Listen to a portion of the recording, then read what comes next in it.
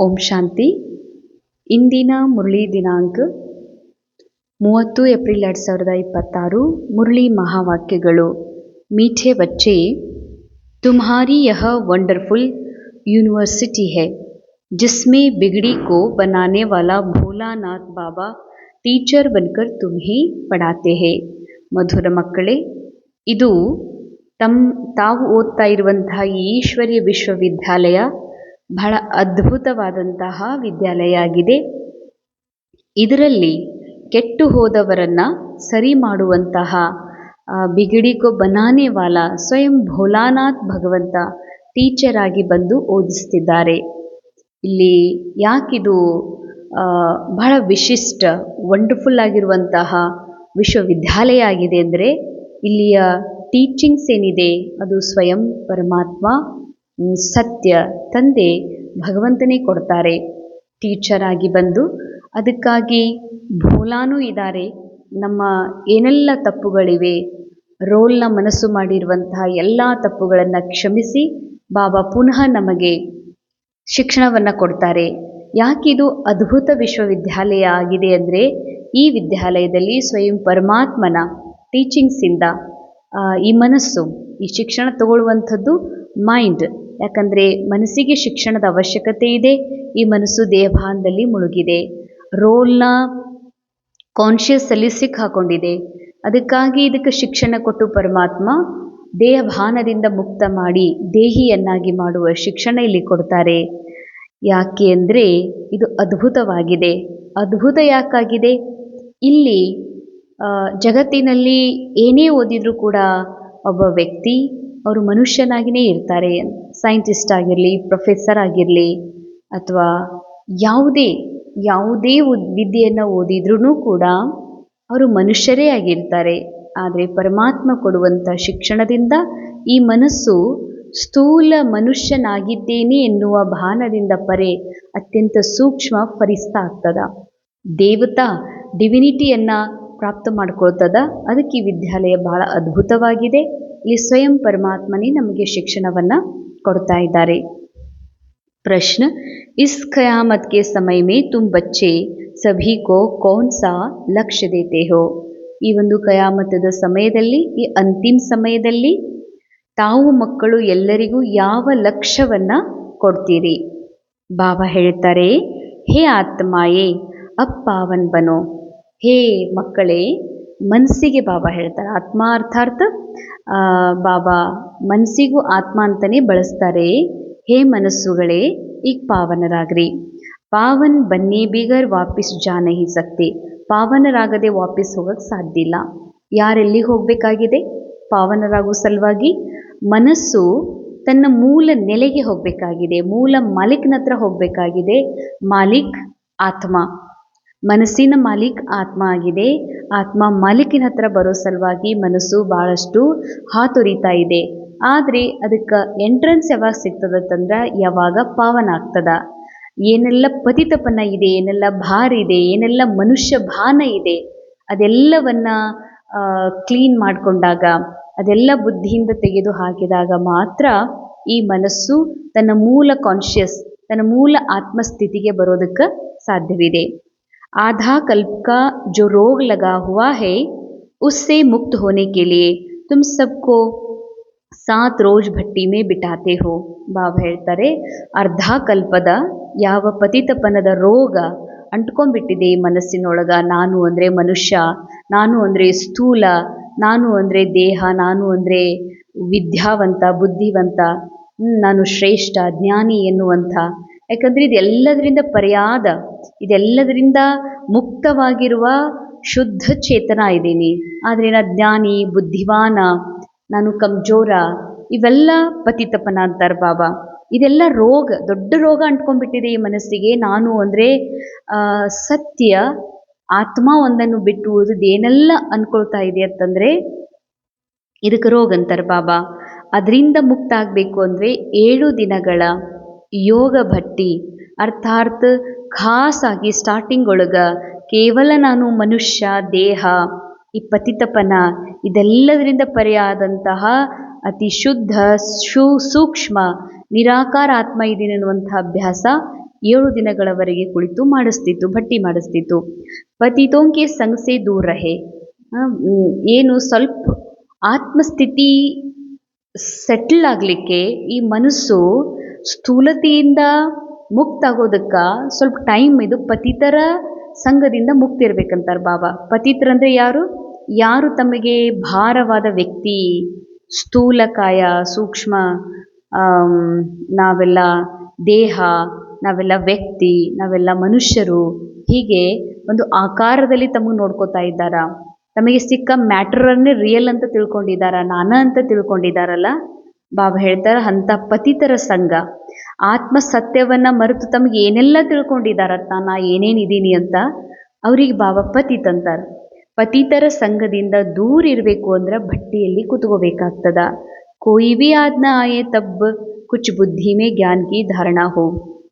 ನಮಗೆ ಯಾರ ನೆನಪು ಬರಬಾರ್ದು ಅಂತಾರೆ ಬಾಬಾ. ಯಾರ ನೆನಪು ಯಾವಾಗ ಬರದೇ ಇರುವಂತಹ ಒಂದು ಮನಸ್ಸಿನ ಸ್ಥಿತಿ ಆಗ್ತದೋ ಆಗ ಬಾಬಾ ಹೇಳ್ತಾರೆ ಬುದ್ಧಿಯಲ್ಲಿ ಸ್ವಲ್ಪ ಜ್ಞಾನ ಧಾರಣೆ ಆಗೋದಕ್ಕೆ ಸಾಧ್ಯವಿದೆ. ಯಾಕೆಂದರೆ ಬುದ್ಧಿರೂಪಿ ಪಾತ್ರೆಯಲ್ಲಿ ಜ್ಞಾನ ಧಾರಣೆ ಆಗಬೇಕು ಅಂತಂದ್ರೆ ಮನಸ್ಸಿನಲ್ಲಿ, ಬುದ್ಧಿಯಲ್ಲಿ ಅನೇಕರ ನೆನಪುಗಳು, ಅನೇಕರು ನಮ್ಮ ಜೊತೆಗೆ ಮಾಡಿದ ವ್ಯವಹಾರ, ಅದು ಒಳ್ಳೆಯದು ಕೆಟ್ಟದ್ದು ಅಂತ ಎಷ್ಟು ನಾವು ಮನಸ್ಸಿನಲ್ಲಿ ಅದನ್ನು ಹಿಡ್ಕೊಂಡು ಕೊಡ್ತೀವಿ. ಅದು ಪ್ರೀತಿಯಿಂದ ನೆನಪು ಮಾಡ್ತೀವಿ, ಇಲ್ಲ ಈರ್ಷಾ ದ್ವೇಷದಿಂದ, ಆ ತಿರಸ್ಕಾರ ಭಾವದಿಂದ ಅದನ್ನು ಹಿಡ್ಕೊಂಡು ಕೊಡ್ತೀವಿ. ಅಷ್ಟು ನಾನು ಪರಮಾತ್ಮನ ಸತ್ಯಜ್ಞಾನದಿಂದ ದೂರ ಆಗ್ತಾ ಹೋಗ್ತೀನಿ. ಬುದ್ಧಿಯಲ್ಲಿ ಸತ್ಯಜ್ಞಾನ ಕೊಡಲಿಕ್ಕೆ ಯಾತೋ ಆ ವ್ಯಕ್ತಿ ಯಾರೇ ಇರಲಿ, ಈರ್ಷಾ ದ್ವೇಷ, ರಾವಣನ ಪ್ರಾಪರ್ಟಿಯರೇ ಅಲ್ಲಿ ಸ್ಥಾನ ಇದೆ, ಇಲ್ಲ ರಾಮನ ಪರಮಾತ್ಮನ ಪ್ರಾಪರ್ಟಿಗರೇ ಸ್ಥಾನ ಇದೆ. ಸತ್ಯ ಪರಮಾತ್ಮನ ಶಕ್ತಿ, ನಾಲೆಜ್ ಅದರಲ್ಲಿ ಸ್ಥಾಪಿತ ಆಗಬೇಕು, ಧಾರಣೆ ಆಗಬೇಕು ಅಂತಂದರೆ ಮನುಷ್ಯರ ಸಂಘದಿಂದ ಬುದ್ಧಿ ಏನು ಮನುಷ್ಯ ಭಾನದೊಳಗಿದೆ, ಇವರೆಲ್ಲ ನನ್ನವರದಾರ ಅಂತ ತಿಳ್ಕೊಂಡಿದೆಯಲ್ಲ, ಇದರಿಂದ ಮುಕ್ತ ಆಗಬೇಕು ಅಂತ ಹೇಳ್ತಾರೆ ಬಾಬಾ. ಇಂದಿನ ಮುರಳಿಯ ಮಹಾವಾಕ್ಯ ಮುಖ್ಯ ಧಾರಣಾ ಪಾಯಿಂಟ್, ಕಿಸಿ ಭಿ ಬಾತ್ ಕಿ ಡಿಬೇಟ್ ಮೇ ಅಪನಾ ಟೈಮ್ ವೇಸ್ಟ್ ನಹಿ ಕರ್ನಾ ಹೈ. ಯಾವುದೇ ಮಾತಿನ ಡಿಬೇಟಿನಲ್ಲಿ ತಮ್ಮ ಸಮಯವನ್ನು ವ್ಯರ್ಥ ಕಳಿಬೇಡ್ರಿ. ಯಾಕಂದರೆ ಅನೇಕ ಜನ ಈ ರೀತಿ ಇದ್ದಾರೆ, ಜ್ಞಾನವನ್ನು ತಿಳ್ಕೊಳ್ಳೋದು ಇಂಟ್ರೆಸ್ಟ್ ಬಹಳ ಕಡಿಮೆ, ಆದರೆ ಇವರ ಜ್ಞಾನಕ್ಕೆ ವಿವಾದ ಮಾಡಿ, ವಿರೋಧ ಮಾಡಿ, ಅದಕ್ಕೊಂದೇನು ಇದನ್ನು ಕಿಂಡಲ್ ಮಾಡುವಂತಹ ಅಥವಾ ಅಪಮಾನ ಮಾಡುವಂಥ ಭಾವನೆ ಉಳ್ಳವರೇ ಬಹಳ ಜನ ಅದಾರ. ಅದಕ್ಕಾಗಿ ಅವರಿಗೆ ಜ್ಞಾನದ ಇಂಟ್ರೆಸ್ಟ್ ಇತ್ತು ಅಂತಂದ್ರೆ ಅವರು ಪ್ರೀತಿಯಿಂದ ಕೇಳ್ತಾರೆ. ವಾದ ಮಾಡ್ತಾರಂದ್ರೆ ನೀವು ಅವ್ರ ಜೊತೆಗೆ ವಾದ ಮಾಡಲಿಕ್ಕೆ ಹೋಗಬೇಡ್ರಿ ಅಂತ ಹೇಳ್ತಾರೆ ಬಾಬಾ. ವ್ಯರ್ಥ. ಯಾಕೆಂದರೆ ವಾದ ಮಾಡೋದು ಒಂದು ಸಿದ್ಧ ಮಾಡೋದು. ಯಾವುದು ಯಾರು ಸತ್ತಿರೋದಿಲ್ಲ ಅವರು ಸಿದ್ಧ ಮಾಡಕ್ಕೆ ಹೋಗ್ತಾರ. ಯಾರು ಸತ್ತಿರ್ತಾರೋ ನಾನು ಸತ್ತಿದ್ದೀನಿ, ನನ್ನಲ್ಲಿ ಸಚ್ಚಾಯಿ ಇದೆ ಅಂತ ಸಿದ್ಧ ಮಾಡ್ಕೊಳ್ಳೋ ಜರುರತ್ತಿಲ್ಲ. ಸತ್ಯ ಯಾವಾಗಲೂ ಸ್ವಯಂ ತಾನೇ ಸಿದ್ಧ ಆಗ್ತದೆ. ಅಂದಮೇಲೆ ಯಾರ ಜೊತೆಗೂ ವಾದ ವಿವಾದವನ್ನು ಮಾಡಬೇಡ್ರಿ. ನಮ್ಮ ಜ್ಞಾನ ಶ್ರೇಷ್ಠ, ನೀವು ಹೀಗೆಲ್ಲ ಅನ್ಬೇಡ್ರಿ, ನೀವು ಹಿಂಗೆ ಮಾತಾಡಬೇಡ್ರಿ, ನೀವು ಹೀಗೆಲ್ಲ ಕಾಮೆಂಟ್ ಮಾಡಬೇಡ್ರಿ ಅಂತ ಹೇಳುವ ಜರುರತ್ತೇ ಇಲ್ಲ. ವ್ಯರ್ಥ ಕಿ ಬಾತೊಮ್ಮೆ ಬುದ್ಧಿ ಜಾಸ್ತಿ ನ ಜಾಯೆ. ಬಾಬಾ ಹೇಳ್ತೀರಿ ಇವೆಲ್ಲ ವ್ಯರ್ಥ. ಯಾವುದು ಡ್ರಾಮಾ ಅಸತ್ತಿದೆ, ಈ ನಾಟಕ ಎಲ್ಲ ದೃಶ್ಯ, ಮನುಷ್ಯ ಜೀವನ್, ಮನುಷ್ಯ ಸ್ಟೋರಿ ಅಸತ್ಯ ಇದೆ, ಅದರ ಬಗ್ಗೆ ತಲೆ ಕೆಡಿಸ್ಕೋಬೇಡ್ರಿ ಅಂತ ಹೇಳ್ತಾರೆ ಬಾಬಾ. ಜಿತ್ನಾ ಹೋ ಸಕೆ ಯಾದ್ ಕಿ ಯಾತ್ರಾ ಸೆ ವಿಕರ್ಮ ವಿನಾಶ ಕರ್ನೆ ಹೇ. ಎಷ್ಟು ಸಾಧ್ಯ ಅಷ್ಟು ನೆನಪಿನ ಯಾತ್ರೆಯಲ್ಲಿ ಆತ್ಮ ಆಗಿರುವ, ನ್ಯಾರ ಆಗಿರುವ, ಅವಿನಾಶಿ ಆಗಿರುವ ಸತ್ಯದಲ್ಲಿ ಸ್ಥಿತ ಆಗ್ರಿ. ಅದಕ್ಕೆ ಬಾಬಾ ಹೇಳ್ತಾರೆ ಎಷ್ಟು ಸಾಧ್ಯ ಅಷ್ಟು ನೆನಪಿನ ಯಾತ್ರೆಯಲ್ಲಿ ತಮ್ಮ ವಿಕರ್ಮಗಳನ್ನು ವಿನಾಶ ಮಾಡಿಕೊಡ್ರಿ. ಆತ್ಮ ಅಭಿಮಾನಿ ರಹನೆಕಿ ಆದತ್ ಡಾಲ್ನಿ ಹೇ. ಯಾವತ್ತಿಗೂ ನಮ್ಮ ಚಟ, ಹವ್ಯಾಸ ಒಂದು ಅಭ್ಯಾಸ ಆಗಬೇಕು. ದೇಹಭಾನದಿಂದ ಡಿಟ್ಯಾಚ್ ಆಗುವ, ಮೂಲ ಆತ್ಮಸ್ಥಿತಿಯಲ್ಲಿ ಸ್ಥಿತ ಆಗುವಂತಹ ಅಭ್ಯಾಸವನ್ನು ಮಾಡ್ರಿ. ಸೆಕೆಂಡ್ ಪಾಯಿಂಟ್, ಇಸ್ ಪುರಾನಿ ದುನಿಯಾ ಸೆ ಅಪ್ನಾ ಮುँह ಫೇರ್ ಲೇನಾ ಹೇ. ಈ ಹಳೆಯ ಜಗತ್ತಿನ ಜೊತೆಗೆ ಏನು ತಮ್ಮದು ಮೋಹವನ್ನು ಇಟ್ಟಿದ್ದೀರಿ, ಮಮತಾ ಅರ್ಥಾತ್ ಇದು ರಿಯಲ್, ಇದು ನನ್ನ ಭಾಳ ಪ್ರೀತಿ ಮಾಡ್ತಾರೆ, ಇವರು ನನ್ನ ಭಾಳ ಹಚ್ಕೊಂಡಾರ, ಇವ್ರು ನನ್ನ ಭಾಳ ಕೇರ್ ಮಾಡ್ತಾರೆ, ಇಲ್ಲ ನನಗೆ ಭಾಳ ರೆಸ್ಪೆಕ್ಟ್ ಕೊಡ್ತಾರ ಅಂತ ಅಂದ್ಕೊಂಡಿದ್ದೀರಲ್ಲ, ಇದನ್ನೆಲ್ಲವನ್ನು ಬುದ್ಧಿ ತಿರುಗಿಸ್ರಿ ಅಂತಾರೆ ಬಾಬಾ. ಇವೆಲ್ಲ ಗೊಂಬೆಗಳು. ಗೊಂಬೆಯಿಂದ ಸಿಗುವಂಥ ರೆಸ್ಪೆಕ್ಟ್ ಆಗಲಿ, ಪ್ರೀತಿ ಆಗಲಿ, ಇದು ನನ್ನ ಅನಂತ ಆತ್ಮನನ್ನು ಸಂಪೂರ್ಣ ಮಾಡೋದಕ್ಕೆ ಎಂದಿಗೂ ಸಾಧ್ಯವೇ ಇಲ್ಲ. ನನ್ನ ಸಂಪೂರ್ಣತೆಗೆ ಕೇವಲ ಭಗವಂತನ ನಾಲೆಜ್, ಪರಮಾತ್ಮನ ಪ್ರೇಮ, ಪರಮಾತ್ಮನ ನೆನಪೊಂದೇ ಮುಖ್ಯ ಸಾಧನವಾಗಿದೆ. ಶಾಂತಿ ಧಾಮ್ ಸುಖಧಾಮ್ ಕೋ ಯಾದ್ ಕರ್ನಾ. ನಿನ್ನ ಶಾಂತಿಯ ಸತ್ಯ ಸ್ವರೂಪವನ್ನು, ಸುಖದ ಸತ್ಯ ಸ್ವರೂಪವನ್ನು ನೆನಪು ಮಾಡ್ರಿ. ಯಾರಿಗೆ ಹೇಳ್ತಾರೆ ಬಾಬಾ? ಮನಸ್ಸಿಗೆ ಹೇಳ್ತಾರೆ. ಮನಸ್ಸು ರಾವಣನನ್ನು ನೆನಪು ಮಾಡಿ, ರಾವಣನ ಪ್ರಾಪರ್ಟಿಯನ್ನು ನೆನಪು ಮಾಡಿ ಬಹಳ ದುಃಖಿಯಾಗಿದೆ. ಅದಕ್ಕೆ ಶಾಂತಿಧಾಮ, ಸುಖಧಾಮವನ್ನು ನೆನಪು ಮಾಡ್ರಿ. ನಯಾ ಮಕಾನ್ ಬನ್ ರಹಾ ಹೇ ತೋ ಪುರಾನೆ ಸೆ ದಿಲ್ ಹಟಾ ಲೇನೆ ಹೇ. ಹೊಸ ಮನೆ ತಯಾರಾಗ್ತಾ ಇದೆ, ಹೊಸ ರಾಜಧಾನಿ ಮೈಂಡ್ನ ಒಂದು ಪ್ರಪಂಚದೊಳಗೆ ಹೊಸ ಒಂದು ಸಭ್ಯತೆ, ಹೊಸ ಸಂಸ್ಕಾರದ ರಾಜಧಾನಿ ಸ್ಥಾಪನೆ ಆಗ್ತಾ ಇದೆ. ಅಂದರೆ ಈ ಹಳೆಯದು ಅಂತಾಗೋದಿದೆ ಅಂದಮೇಲೆ ಅದನ್ನು ಬುದ್ಧಿಯಿಂದ ತೆಗೆದುಹಾಕ್ರಿ. वरदान ईश्वरीय कुल की स्मृति द्वारा माया का सामना करने वाले सदा समर्थ ಸ್ವರೂಪ ಭವ. ಈಶ್ವರೀಯ ಕುಲದ ಸ್ಮೃತಿಯ ಮೂಲಕ ಮಾಯೆಯನ್ನು ಎದುರಿಸುವಂತಹ ಸದಾ ಸಮರ್ಥ ಸ್ವರೂಪರು ಆಗ್ರಿ. किसी भी कार्य में सफलता प्राप्त करनी है तो पहले ಸ್ಮೃತಿ ದ್ವಾರ ಸಮರ್ಥಿ ಸ್ವರೂಪ ಬನೋ. ಯಾವುದೇ ಕಾರ್ಯದಲ್ಲಿ ಸಫಲತೆಯನ್ನು ಪ್ರಾಪ್ತ ಮಾಡ್ಕೊಳ್ಬೇಕು ಅಂದರೆ ಸ್ಮೃತಿಯಿಂದ ಸಮರ್ಥರಾಗ್ರಿ. ಅರ್ಥಾತ್ ಸಫಲತೆ ಅರ್ಥಾತ್ ನನ್ನ ಹೆಸರು ಇನ್ನೊಂದಷ್ಟು ಪ್ರಸಿದ್ಧ ಆಗಬೇಕು, ಕ್ಯಾರೆಕ್ಟರ್ನ ಹೆಸರು ಎಲ್ಲರೂ ಹೊಗಳುವಂಗೆ ಆಗಬೇಕು, ಇನ್ನೂ ಸಿದ್ಧಿಗಳು ನನಗೆ ಸಿಗಬೇಕು, ಇದೆಲ್ಲ ಸಫಲತೆ. ಇದೆಲ್ಲ ಡ್ರಾಮಾ ಅನುಸಾರ ಸಿಗೋದಿದ್ರೆ ಇರದೇ ಇದ್ದರೆ ಯಾವುದೂ ಸಿಗೋದಕ್ಕೆ ಸಾಧ್ಯನೇ ಇಲ್ಲ. ಸಫಲತೆ ಅರ್ಥಾತ್ ಎಷ್ಟು ಈ ಮನಸ್ಸು ಸಿಕ್ಕಾಕೊಳ್ತಾ ಇತ್ತು, ಈ ಜಗತ್ತನ್ನು ರಿಯಲ್ ಫೀಲ್ ಮಾಡ್ತಾ ಇತ್ತು, ಇಲ್ಲಿವರೆಗೆ ಇಲ್ಲಿ ನಡೀತಾ ಇರುವುದೆಲ್ಲ ನೈಜ ಅನುಭವ ಮಾಡ್ತಿತ್ತು, ಇದರಿಂದ ಎಷ್ಟು ಮುಕ್ತ ಆಗ್ತದೋ, ಎಷ್ಟು ಮೂಲ ಸ್ಥಿತಿಯಲ್ಲಿ ಸ್ಥಿತ ಆಗ್ತದೋ ಮೈಂಡ್, ಇದಕ್ಕಂತಾರ ಬಾಬಾ ಸಫಲತೆ. ಸಫಲತಾ ಸ್ವರೂಪರಾಗೋದಕ್ಕಾಗಿ ತಮ್ಮ ಸ್ಮೃತಿ ಸ್ವರೂಪ ನಾ ಏನಿದೀನಿ ಅನ್ನುವ ಸತ್ಯ ಸ್ವರೂಪದಲ್ಲಿ ಮನಸ್ಸನ್ನು ಸ್ಥಿತ ಮಾಡ್ರಿ. ಸಮರ್ಥಿ ಆನೆ ಸೆ ಮಾಯಾ ಕಾ ಸಾಮ್ನಾ ಕರ್ನಾ ಸಹಜ ಹೋ ಜಾಯೇಗಾ. ಯಾವಾಗ ಸ್ಮೃತಿ ಮಾಡ್ಕೋತೀನಿ ನಾ ಯಾರಿದ್ದೀನಿ, ನಾ ಏಕ್ದಮ್ ಸ್ಥಿರವಾದ ಅವಿನಾಶಿ ಸತ್ತಿದ್ದೀನಿ ಅಂತ, ಯಾವಾಗ ನಾ ಸ್ಮೃತಿ ಮಾಡ್ಕೋತೀನಿ ಆ ಸ್ವರೂಪದಲ್ಲಿ ಸ್ಥಿತ ಆಗ್ತೀನಿ, ಅವಿನಾಶಿ ಸತ್ತಿದ್ದೀನಿ. ಯಾವಾಗ ಅವಿನಾಶಿ ಸತ್ಯದಲ್ಲಿ ಸ್ವರೂಪದಲ್ಲಿ ಸ್ಥಿತ ಆಗ್ತೀನಿ ಆವಾಗ ಮಾಯೆಯನ್ನು ಎದುರಿಸೋದು ಬಹಳ ಸಹಜ ಆಗ್ತದ. जैसे स्मृति होती है वैसा स्वरूप बन जाता है, इसलिए सदा पावरफुल स्मृति रहे. ಎಂಥ ಸ್ಮೃತಿಯೋ ಅಂಥ ಸ್ಥಿತಿ ಆಗ್ತದ. ಅದಕ್ಕೆ ಬಾಬಾ ಹೇಳ್ತಾರ, ಸ್ಥಿತಿ ಶ್ರೇಷ್ಠ ಇರಬೇಕು ಅಂದರೆ ಸ್ಮೃತಿ ಶ್ರೇಷ್ಠ ಇರಲಿ, ಪಾವರ್ಫುಲ್ ಇರಲಿ. ಜಬ್ ತಕ್ ಯಹ ಈಶ್ವರ್ಯ ಜನ್ಮ ಹೇ ತಬ್ ತಕ್ ಹರ್ ಸೆಕೆಂಡ್ ಹರ್ ಸಂಕಲ್ಪ ಹರ್ ಕಾರ್ಯ ಈಶ್ವರ್ಯ ಸೇವಾ ಪರ್ ಹೂಂ. ಯಾವತ್ತೂ ತಿಳ್ಕೊಡ್ರಿ, ಎಲ್ಲಿವರೆಗೆ ಜೀವನ್ ಇದೆ, ಎಲ್ಲಿವರೆಗೆ ಈ ಪಾತ್ರಿದೆ, ಅಲ್ಲಿವರೆಗೆ ಆ ಸೆಕೆಂಡ್ ಆ ಸಂಕಲ್ಪ ಈಶ್ವರ್ಯ ಸೇವೆಯಲ್ಲಿ ಅರ್ಪಣೆ ಮಾಡ್ರಿ.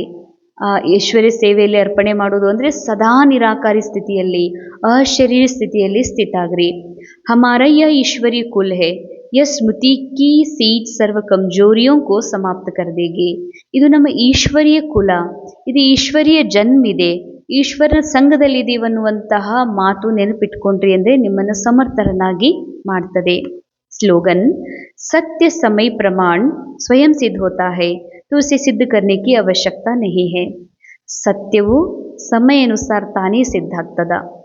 ಯಾರು ನನಗೆ ಮೋಸ ಮಾಡಿದ್ದಾರೆ, ಯಾರು ನನಗೆ ಎತ್ತುತ್ತಾ ಇದ್ದಾರಾ, ಯಾರು ನನಗೆ ಕೇರ್ ಮಾಡಿದ್ದಾರಾ, ರೆಸ್ಪೆಕ್ಟ್ ಕೊಟ್ಟಿದ್ದಾರಾ, ಅಥವಾ ಯಾವುದು ಸತ್ಯ ಯಾವುದು ಅಸತ್ಯ, ಯಾವುದು ರಾವಣನ ಪ್ರಾಪರ್ಟಿ ಯಾವುದು ರಾಮನ ಪ್ರಾಪರ್ಟಿ, ಯಾವುದು ಸದಾ ಅವಿನಾಶಿ ಇದೆ ಯಾವುದು ನಶ್ವರ್ ಇದೆ ಅನ್ನೋದೇನಿದೆಯಲ್ಲ, ಬಾಬಾ ಹೇಳ್ತಾರ ಇದೆಲ್ಲ ಸಮಯ ಅನುಸಾರ ತಾನೇ ಸಿದ್ಧ ಆಗ್ತದ. ಅಂದಮೇಲೆ ಸತ್ಯವನ್ನು ಸಿದ್ಧ ಮಾಡೋ ಅವಶ್ಯಕತೆ ಇರೋದಿಲ್ಲ. ನಾ ಸುಳ್ಳಿಲ್ಲ, ನಾ ಇಂಥದ್ದು ಕೆಲಸನೇ ಮಾಡಿಲ್ಲ ಅಂತ ಸಿದ್ಧ ಮಾಡ್ಕೊಳ್ತಾರಂತಂದ್ರೆ ಬಾಬಾ ಹೇಳ್ತಾರ ಅಲ್ಲೇನೋ ಕಾಲಾಪನ್ನಿದೆ, ಅಲ್ಲಿ ಏನೋ ಇದೆ, ದೋಷ ಇದೆ, ಅದಕ್ಕೆ ನಾ ಹಿಂಗಿಲ್ಲ ನಾ ಹಿಂಗಿದ್ದೀನಿ ಅಂತ ಬಾಬಾ ಹೇಳ್ತಾರೆ. ನೀವು ಸಿದ್ಧ ಮಾಡೋ ಜರುರತ್ತಿಲ್ಲ, ವಾದ ವಿವಾದ ಮಾಡುವ ಜರುರತ್ತಿಲ್ಲ. ಸತ್ಯವು ತನ್ನ ಸಮಯ ಅನುಸಾರ ತಾನಾಗಿಯೇ ಸಿದ್ಧ ಆಗ್ತದ, ಅರ್ಥಾತ್ ಗೊತ್ತಾಗ್ತದೆ ಎಲ್ಲರಿಗೂ. ಅವ್ಯಕ್ತಿ ಶಾರೆ ಮಹಾನ್ ರಾಗುವ ಸಲುವಾಗಿ ಮಧುರತೆ ಹಾಗೂ ನಮ್ರತೆಯ ಗುಣವನ್ನು ಧಾರಣೆ ಮಾಡಿಕೊಡ್ರಿ. मेजॉरिटी सामने सर्विस में बाधा डालने वाला मुख्य विघ्न आता है, मैंने यह किया.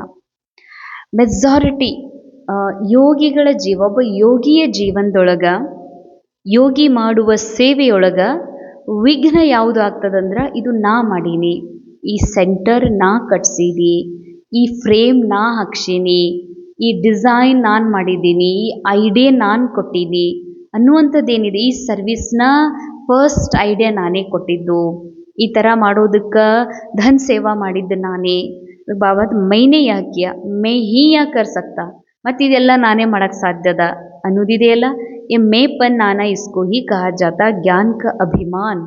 ಇದು ನಾನೇ ಮಾಡೋಕ್ಕೆ ಸಾಧ್ಯ ಅರ್ಥಾರ್ಥ. ಈ ಕ್ಲಾಸ್, ಈ ಭಾಷಣ, ಈ ಪ್ರೋಗ್ರಾಮ್ ಇದು ನನ್ನಿಂದನೇ ಸಾಧ್ಯ ಅಂತ ಏನು ಅಂದ್ಕೊಂಡಿದ್ದೀರಲ್ಲ, ಇದೇ ಜ್ಞಾನದ ಅಭಿಮಾನ, ಬುದ್ಧಿಯ ಅಭಿಮಾನ, ಸೇವೆಯ अभिमान अंतर बाबा. इन रूपों में ही विघ्न आते. इस प्रकार के विघ्नों को समाप्त करने के लिए सदा एक शब्द याद रखना कि मैं निमित्त हूँ. ಸದಾ ನೆನಪಿಟ್ಕೊಡ್ರಿ, ಕೇವಲ ನಾ ಈ ಕಾರ್ಯಕ್ಕೆ ನಿಮಿತ್ತಿದ್ದೀನಿ. ನಿಮಿತ್ತರಾಗೋದ್ರಿಂದ ನಿರಹಂಕಾರಿ, ನಿರಾಕಾರಿ ಮತ್ತು ನಮ್ರಚಿತ್ತ, ನಿಸ್ಸಂಕಲ್ಪ ಅವಸ್ಥಾ ತಾನಾಗಿಯೇ ಬರ್ತದೆ. ಯಹಿ ಧಾರಣಾಯೇ ವಾಯುಮಂಡಲ ಕೋ ನಿರ್ವಿಘ್ನ ಬನಾ ದೇತಿ ಹೇ. ಈ ಧಾರಣೆಗಳೇ ವಾಯುಮಂಡಲವನ್ನು ನಿರ್ವಿಘ್ನವನ್ನಾಗಿ ಮಾಡೋದಕ್ಕೆ ಸಾಧ್ಯವಿದೆ. ಇಂದಿನ ಮುರಳಿಯ ಮಹಾವಾಕ್ಯದ ಅನುಭವ ಮಾಡೋಣ. ನಾನು ನಿರಾಕಾರ ಆತ್ಮ. ನನ್ನ ಸಫಲತೆ ಅಸಫಲತೆ ಇವೆರಡೂ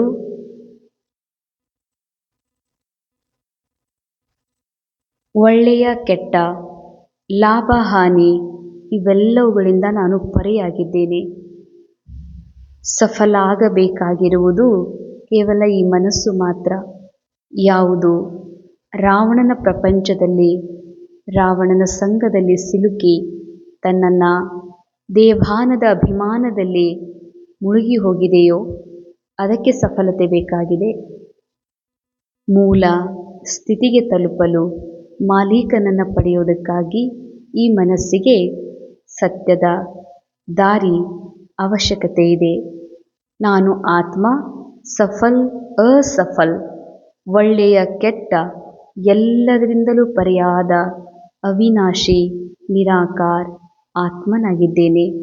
ಇದೇ ನನ್ನ ಸತ್ಯ. ಓಂ ಶಾಂತಿ.